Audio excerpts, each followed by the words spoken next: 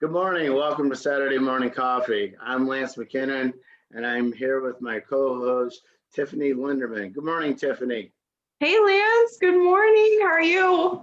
Wonderful. How are you doing this morning? I'm good. The sun is shining and the weather is beautiful. I know And it's finally nice here in the state of Pennsylvania. Tiff, do we have a special guest today? we do. Hey Timbrel.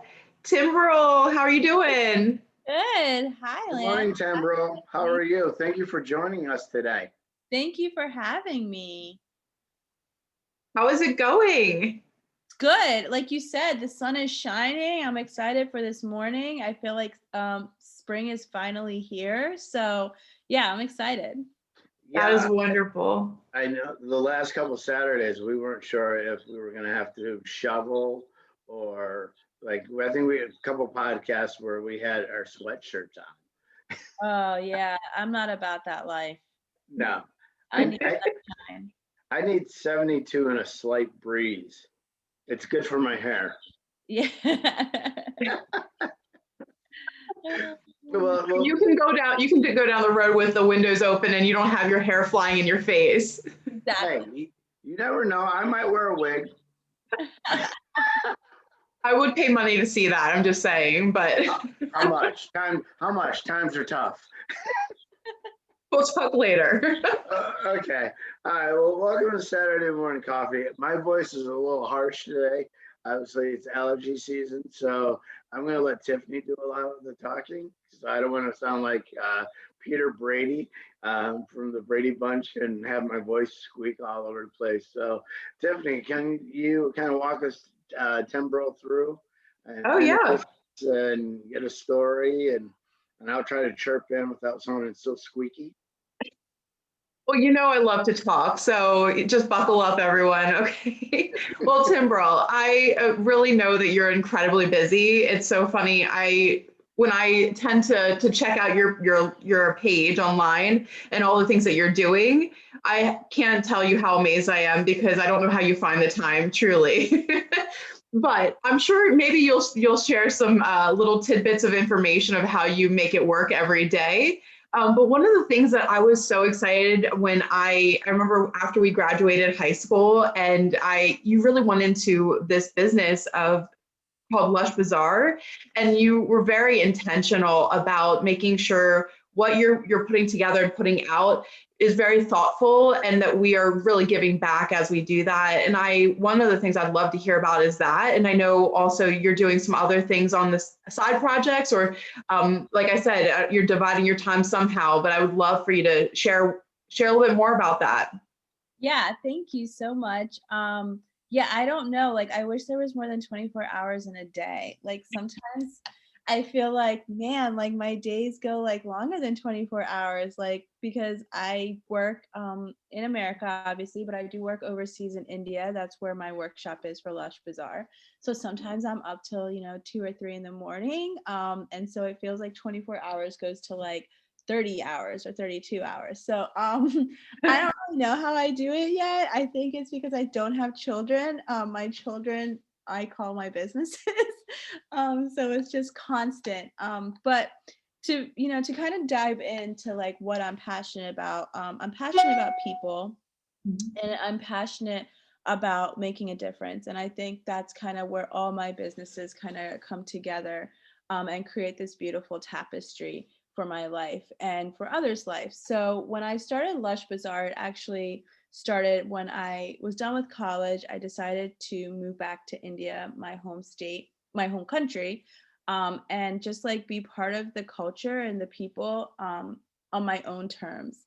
Throughout my life, I would visit. I even lived there for a little bit amount of time during middle school. And so it was always my parents' terms and the world that my parents were trying to show me, which was definitely they were protecting me in a lot of aspects. So when I went back on my own, it was a culture shock, first of all. It was also a huge learning experience because I could not speak the languages. And just thinking back at that time, like when I went and I could not speak the languages, like I don't know what I was thinking. Like now I can speak 2 languages pretty fluently, communicate with people, but like at that time, like I had no idea what I was in for. Um, but being there, being with the people, being able to help in any way I could just like made my heart so much bigger for people, especially people from my motherland. I feel like throughout my life there were these stages, and I'm sure, Tiff, like we went to the same high school, so I know you understand this, but there was no diversity really in our high school. And it's unfortunate because there, I wish there was, but throughout high school I definitely felt left out a lot of times. I felt misrepresented, um, and I think like that kind of pushed me to move back to India, because I went from like a very undiverse high school to a very undiverse college, and I felt like, okay, who am I? You know, my skin color is different, my name is different, my, I know that when I go home I'm different, but like where do I belong in this? So when I went back to India, I really felt like I was finding who I was, and like what makes me happy. So it really came to like, I felt like I was really connected to my culture more than I even knew. And just things kind of like that would pop up. I was like, oh my goodness, like I love this about my culture, and I never knew that I did. Or like, it's like the silliest thing, but like my sister, she had a car, and she like back home and like in America, and she would drive around and she would always have this like tiger stuffed animal in her car. Like she called it Raja, like that was her Raja from like Aladdin. She was Jasmine and that was her Raja. And I just remember like in India, I would go and I would see like these cars would have like these stuffed animal tigers in it. Like no connection at all. My sister had no idea, but it was just like almost like we were culturally like put in this place that we didn't know we were so connected. So Wow. like it was just kind of like one of those things that made me think like I am more connected than I thought I was. So starting with Lush Bazaar, it really just started in a bazaar where I met a lady, and she was a single mother, and she came up to me when I had fabric in my hand, because I didn't pack to like be part of the culture. I packed my clothes thinking I'm going to be the American girl in the culture. And then the more I fell in love with the people and where I was working, I realized like I need to change because I need to be part of them. So I wanted to make clothing that represented my culture so I could fit in better. And so this lady like came out of nowhere and just basically like reached out to me, and her drive to like make sure she could take care of her family really touched me. And that's really how Lush Bazaar started. It just started as this idea of like, maybe I can help these single moms. Maybe I can help the mothers of the school that I taught at. I taught English at. Maybe I can help them, you know, a little bit and help them be able to take care of their kids. So the process just slowly grew. It started with Etsy, and it's so funny like how dedicated I was to like selling on Etsy. Like I got this, and then slowly it moved to like I'm going to open like a small little shop at Building Character, which is like a local like antique like eclectic like store. Like Etsy basically in real life. And then it just kind of grew from there, and going onto my own website and like my own store. It's been a process, but it's been beautiful. How So, long have you had Lush Bazaar in business? so this year would mark 6 years. So yeah, it's been 6 years, and the growth has been exponential. It's been amazing, knock on wood. But like it really just started with an idea, honestly. And there were many points that I probably could have given up. And I like to tell all business owners that when they ask me like why I kept going, there were moments where I was like, I don't know how to do this. In 2015, like a little after I started my business officially, my mom got cancer. And so I had to move back to America at that time to take care of her and like be with my family. And so at that point, I thought I was done. I was like, I did this for a few, months, almost a year. I just don't know if I can do this anymore. But the drive was still there. And so I took a pause to restructure my business for the growth I wanted. And the pause was about 6 months, but then I got back in it and I'm like, okay, we're on to the next step. Like, how can we make this work? And there's been little pauses throughout my business to make sure that I'm getting to where I need to go. But it's been an amazing journey. So Yeah. That's a very good point that you make. And again, I know India. I have India in my prayers with everything going on right now. I know that's where your business is, and anybody who's watching, please keep India in their prayers because it's really devastating at this time. So I know that's going to be hard for you, but I want to talk about. You say you had to take pauses. In those pauses, what did you do to reevaluate yourself? Did you do a self check? Did you do self reading? Did you just step away, look at it from 50,000 feet and say, hey, what do I need to readjust this? Yeah, so I think the first part is during my pauses, and there's been countless of them, long or short term, is to rest. I think rest is really important. When running a business, your mind is constantly moving, right? I mean, like right now it's tax season, and I mean, there's so many things to think about right now with tax season. And so for me, the biggest thing is to rest, whether it's like 2 days or like a week. Like you have to just rest and just put everything aside and be like, let me just take some time to figure out myself if my passion's still there, because once you lose your passion, there's no point in going forward. It means like you're on to something else, or your mind is just ready to move, to close that chapter. So I think it was just like kind of taking the time to rest, and then taking after that to time to regroup. And that really is seeing like what works, what doesn't work, like what is the part of my business that I love, and what is the part of the business that could do better, and what is the part of business that's kind of like is kind of wasteful, or is not really making the difference I want. So putting that all together, that's when I kind of go to like my next step of like, how can I make this work, and what do I have to change, what do I have to move.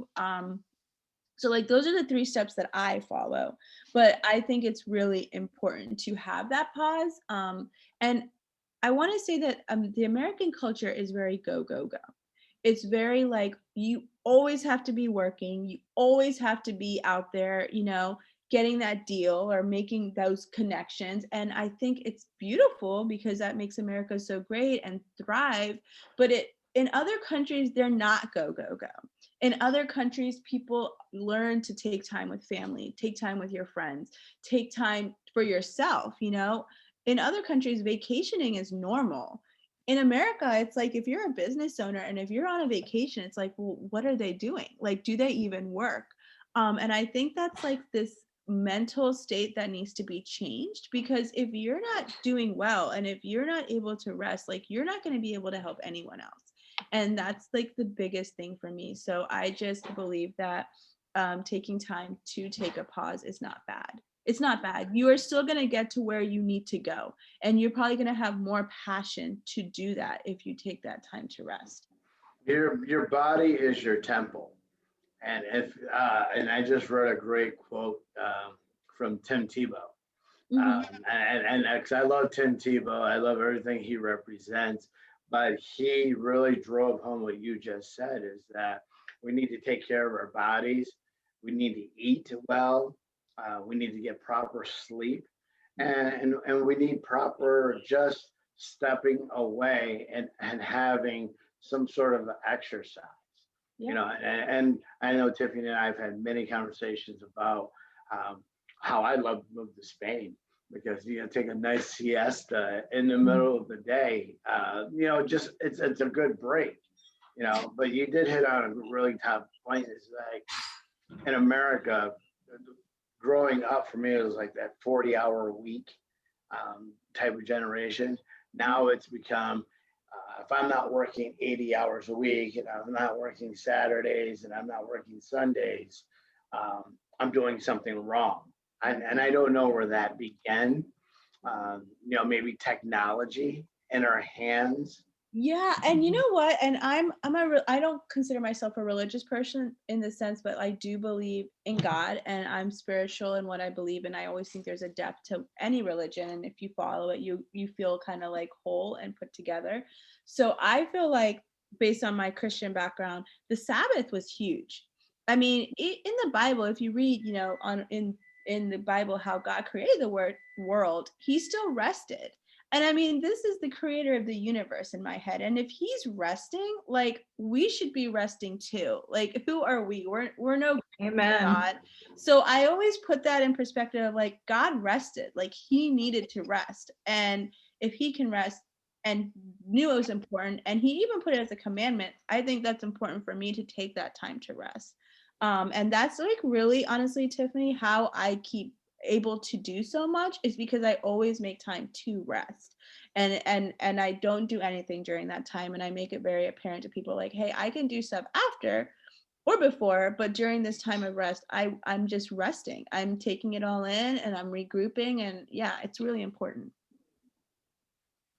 I would just love to like push on that a little bit more, how you just explained. First off, that was just amazing. And I think for any leader, any person in this world, especially as you mentioned, Lance, about technology, literally every person is at your fingertips, and almost there's an expectation of response because you message someone and you have a phone that's connected to you. So I feel naturally we are not resting, or there's this stress and anxiety that many have, and I, myself included in that, you have to be extremely intentional about making that time for yourself.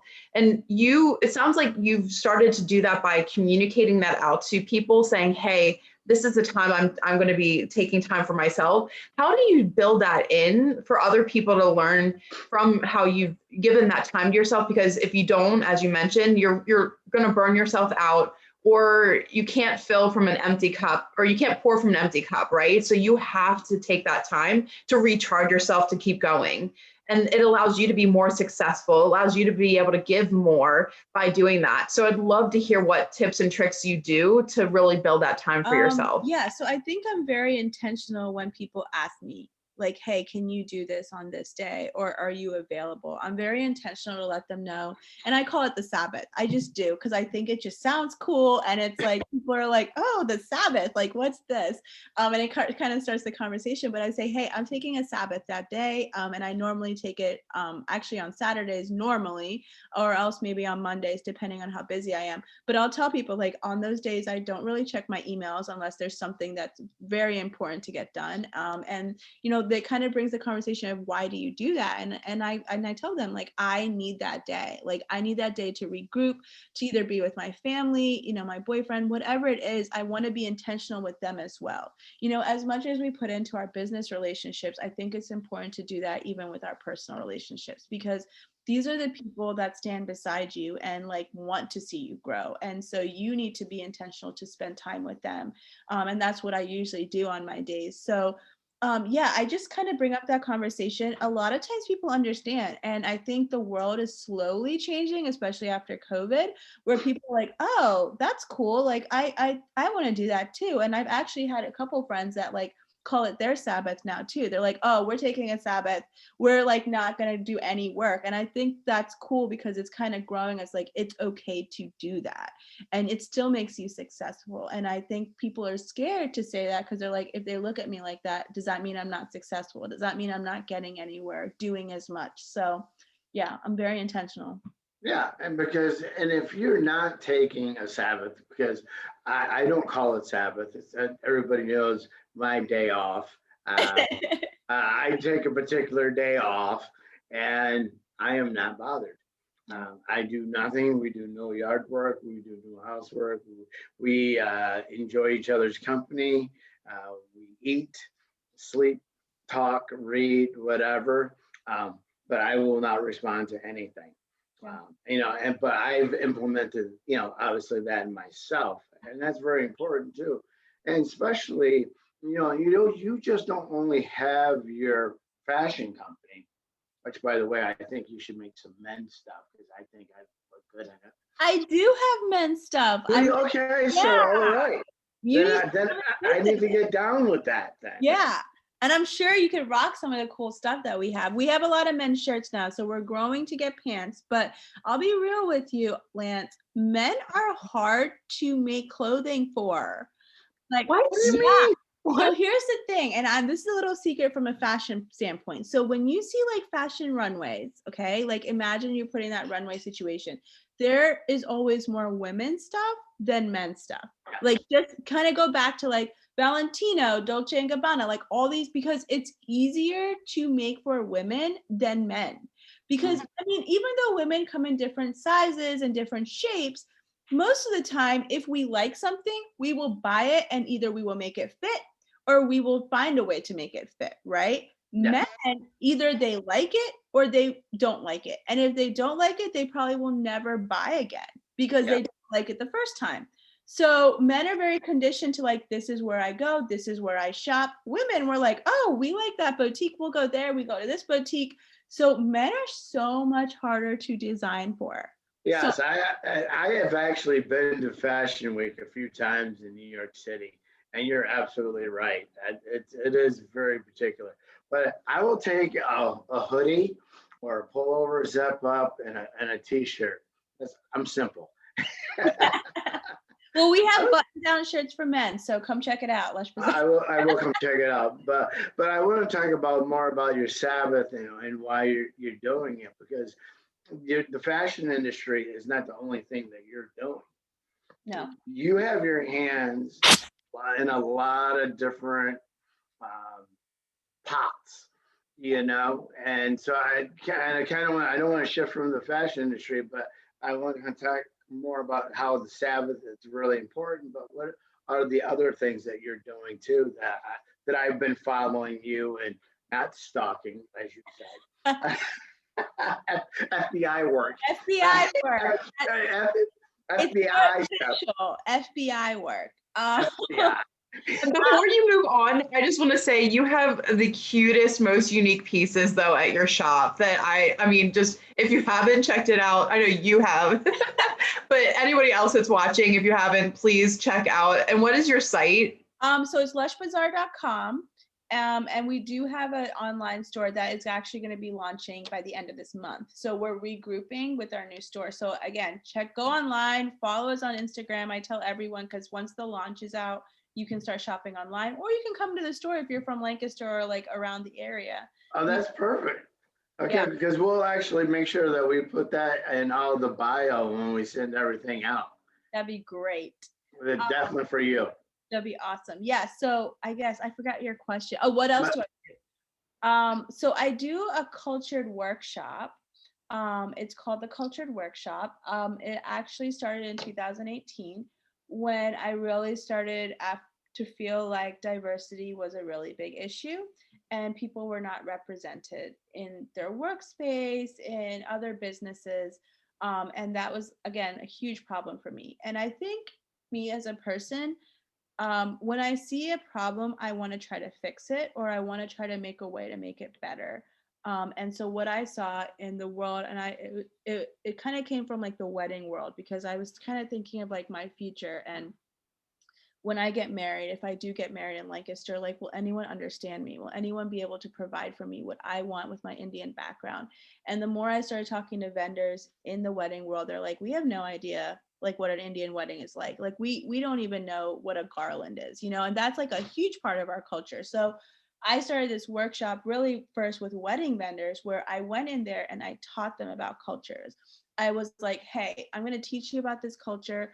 I've done my research. I've talked to people of that culture. I brought all this information there so that I can educate you, and you can be able to provide other brides, other couples, even other people in the industry, a way to work with you and show that your understanding of their culture. It started really as a cultured wedding workshop because I was only focusing on weddings. And then a few businesses contacted me and are like, hey, like we need this for our business setting. Like we need this in a professional setting as well. So I kind of put another curriculum together for professional settings, and really how as a professional setting, you can be more intentional, again, that word intentional, about working with your customers and your employees of different cultures. And so I host these workshops. There's a one-day workshop for professional settings, and it just really dives deep into things that I think people forget about, or think that it's okay to forget about. There's two ways of looking at it. Either you don't even know that's an issue. Right. You don't even know that like your employees need this, right? And I want to bring back the fact of the culture, the Muslim culture. Right now, they just celebrated Ramadan. And I always tell people like, yeah, you might be a professional workspace that believes in a certain religion. That's fine. That's on you. But your employees might not. And if you really want to be an open and understanding workspace, you need to understand that there's other religious backgrounds and people in your company that might need something different, like a prayer room per se. You know, during Ramadan, it's their holy month. They might need to pray 5 times a day, and that's something that's really important for them. And to take that away from them, it kind of makes them like love your company, but not completely think they are supported by you. So I do these professional workshops to really get the team together. It's like a great team building workshop. I've done about 5 so far in Central Pennsylvania. And every single one, it's just been interesting because it's been like in creative fields, it's been in more professional fields, and there's topics that we bring up that I don't go in there being like change. I go in there being like, how would you be able to change? What are you willing to do to make it more of an inclusive workspace? And honestly, like, this sounds horrible, but like a lot of like diversity inclusion officers out there are not even people of color. So like, I look at this as like, how are you even able to understand what diversity means when you look like the exact same person in half of your office? You know, like, how are you able to represent diversity inclusion if you're not even a person of color or a person of culture? So I know that sounds crazy, but like, it is at that point where we have to have these intentional conversations and moments. And so that's what I do. I go in there and I say, hey, this is what we do, not just Indian culture, Jewish culture, Muslim culture, you know, Black culture, African culture. I go in there and I say, these are things that they do that's really important for them. They eat halal, they eat kosher. Like, how are you doing that when you have your picnics? Are you making it so they can have other ways to eat and not just like, you know, not just like the vegetarian thing because they can't touch the pork or the beef? Or so yeah, that's what I do with the cultured workshop as well as the cultured wedding workshop. How do people find you? Are they finding you through word of mouth, or is this another website of yours? Yeah, so I have the culturedworkshop.com. That's the website. You can go on there and then you can like contact me via there. We also have our Instagram page, our social media pages. A lot of it right now is through social media. One of the businesses that I worked with in the past was actually Susquehanna Style Magazine. And they were just so connected to this concept that they let me be a blogger for them. So I blog on this as well for them to make sure that they have this representation in their magazine. So I think that is absolutely fantastic that you're doing this, because we are living in a world of a melting pot, and we don't understand each other. Yep. And when we don't understand each other, we argue with each other, or we build that wall up because, you know, I don't know your culture, you don't know my culture, but I tell you what, I do want to go to an Indian wedding because that looks like a lot of fun. And it's like a week-long event, and I'll have the outfits to change every single hour or day or whatever it is, and I can dance all night because I got new knees. But I understand where you're coming from. But I really think that is absolutely huge how you're going into corporations and educating them on diversity, because we are living in such a huge melting pot. And I think by not knowing other people's cultures, we're clashing.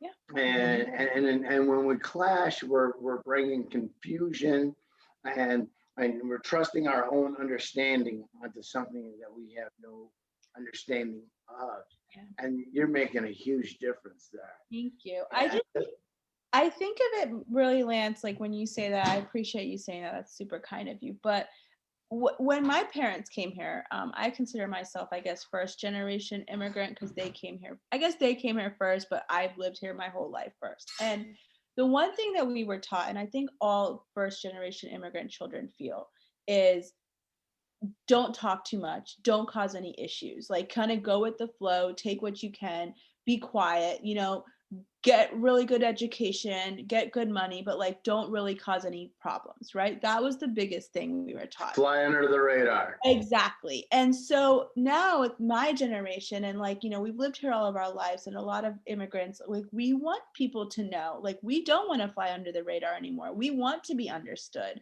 and we want our children to feel that someday. And so we have to start now, especially in the way that our world is, where it's so divided, and people are really, like you said, are arguing a lot, and they're fighting because they don't understand each other. They don't understand like some things that might be like because of their family teaching them, or their culture teaching them. So if you understand that, that brings a conversation where it's like, okay, how can we maybe not always agree, but how can we understand it so that they feel accepted and know that we're not going to judge them or make them feel bad in a professional setting or wherever it might be. So that's really what my intention is.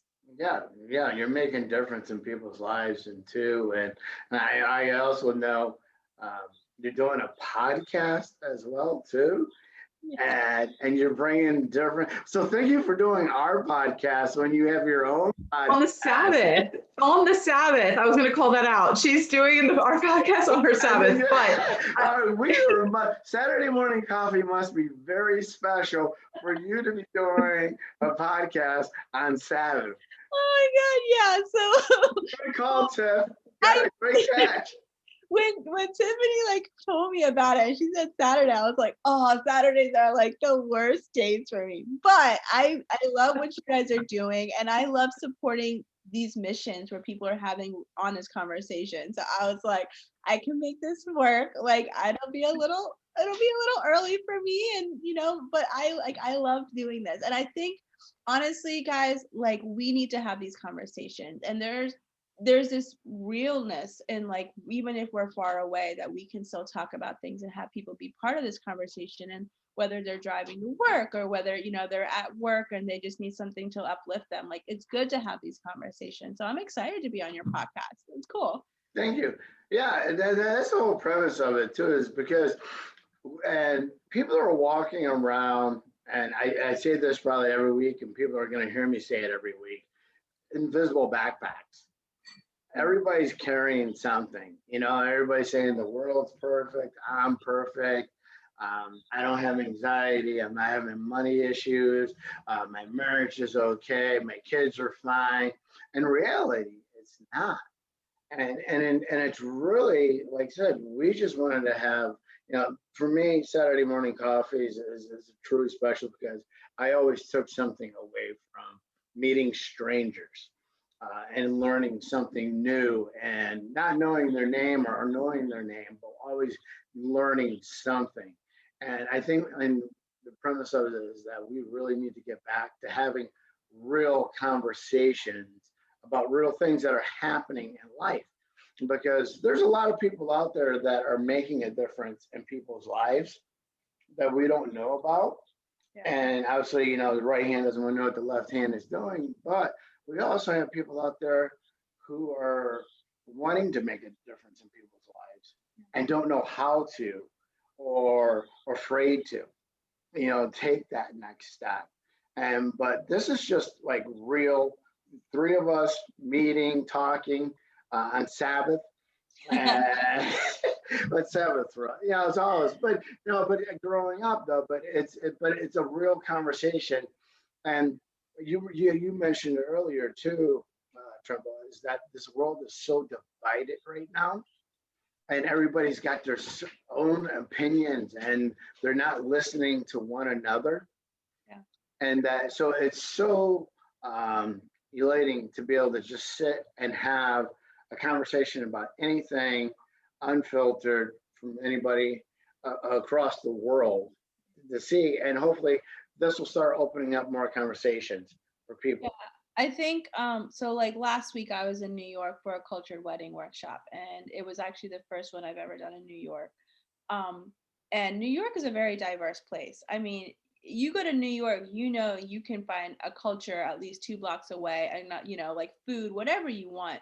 But when I did it in New York, I was a little intimidated because I thought, I'm doing this cultured wedding workshop. Are they going to understand, or do they already know these things? Like, what's the point of doing it?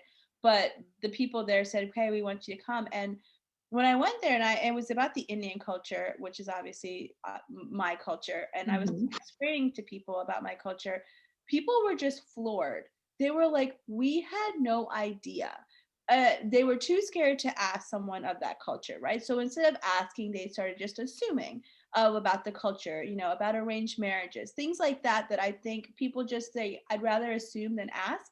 And so when I'm telling them all this information, they're like, we had no idea. We've had neighbors that were Indian, and we didn't even know that that's how they believe, or this is what they believe, or that there's so many parts to an Indian culture. And that's even the same with the Jewish culture. I've done a Mexican culture, Greek Orthodox. So it's really cool when we have these conversations in settings that really you think are diverse, but they're really not, or you think they're understood, but they're really not. And so I just love it. Like I have a really busy schedule between these workshops and my own business. And, they're both really my businesses that are kind of coming together, but it's such a cool experience. And every single one I do is so different, because there will be times where I go into a setting and it's all women, or or it's mixed, or there is not even a person of color in the room, right? And so that's another conversation that we have. So it's really cool to see this come together and people accept and understand it. I think too that I love, it's not just the doing it and doing it one time and you assume that everyone's going to know, but frequency. You made me think about back in high school. I was totally oblivious to this, that there's no culture, or we're not seeing the sides of everyone. And I think that you just hit on a really great point that, we need to be very intentional and make sure that this is really integrated in our daily lives, and frequent conversations, and not being afraid to ask either. Right. So I love how you're making a point to help spread that, and not just, you could just say, I'm the expert in the Indian culture and I'm going to share that with the world. But you're like, no, that's not enough. I'm going to also help to teach others about other cultures as well. And that also helps you to grow, right? I'm sure every time you do one, you're learning more that you're sharing with the world. Yeah. The very first one I did was a Jewish one, and I've been in love with the Jewish culture too. I think it's beautiful and very similar to the Indian culture. Actually, the more I've been learning, it's very similar. So I had this like 80-year-old grandmother that I met walking down the road. And I just started talking to her and found out she was Jewish, and she was from New York. So, like she grew up in the Jewish community there. And she just blew my mind with all the stuff that she told me, and it was like, I kept writing notes. And then even after I did our first workshop, she would still tell me stuff like, hey, today's really important because of this. And today we do this because of this, and we don't eat this. And and it's just like my mind constantly grows. And the more I see it, like I even wish people that I know are Jewish, I'm like, happy Sabbath, or, like Shabbat Shalom, like things to like make them know. I hear you, I hear you. Yeah, absolutely. And it's very important, again, as you said, is that we always have to keep pushing ourselves. We always have to keep learning about other cultures. Again, I think the more we learn about other cultures, there'll be less collision and understanding, and peace and unity in this world, which we need more now than ever, because we have so much division. And and I just want to thank you. I know it's Sabbath, and we could probably sit and talk for hours and hours and hours, but I want to kind of wrap it up, because I know that how important this day is to you. But I cannot begin to thank you for taking time out on your own very special day to be on our Saturday morning coffee, to spread this great word. And thank you, Timbrel, for making a difference in people's lives, in different cultures, today, and continue to do it every day. And thank you for being here on Sabbath for Saturday morning coffee to join us. Yeah, thanks, guys. I appreciate both of you, Lance, Tiffany. Thank you for letting me be part of this. I'm excited. So, yeah. All right. Thank you. Goodbye. Take care. Bye.